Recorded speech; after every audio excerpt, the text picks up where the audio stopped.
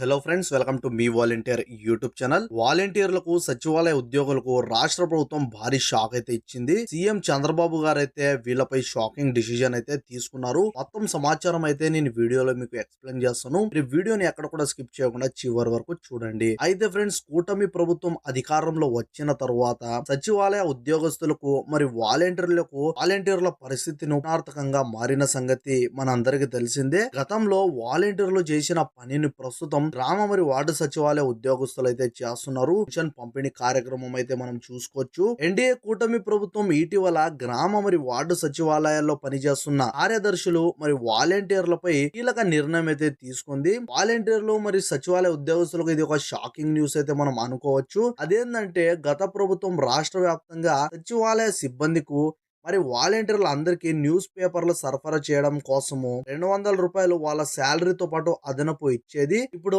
ఆ యొక్క అలవెన్స్ వాలంటీర్లకు ఒక మౌలి ఎన్నికల తర్వాత అధికారంలో వచ్చిన ఎన్డీఏ కూటమి ప్రభుత్వము ఆ యొక్క 200 రూపాయలను ఇవ్వడం కోసం ఆపడం జరిగింది. 200 రూపాయలు చెల్లించిన 200 రూపాయలు ప్రజలు పన్నుల రూపంలో చెల్లించిన డబ్బులు దుర్వినియోగం అవుతున్నాయని ఎన్డీఏ కూటమి ప్రభుత్వం అభిప్రాయపడింది. కేబినెట్ సమావేశంలో వాలంటీర్లకు మరి సచివాలయ ఉద్యోగస్తులకు న్యూస్ పేపర్ల కోసం అందించే 200 రూపాయలు అదనపు సాయం ఆపేయాలని నిర్ణయించడం జరిగింది. అయితే ఫ్రెండ్స్, ఈ చిన్న సమాచారం చెప్పడం కోసం ఈ యొక్క వీడియో చేశాను. వీడియో నచ్చితే ఒక లైక్ చేయండి, మీ friends and family members share చేసుకోండి. ప్రభుత్వ పథకాలకు సంబంధించిన ప్రతి చిన్న అప్డేట్ మా ఛానల్ మీద మీరు ఎప్పటికప్పుడు తెలుసుకోవచ్చు.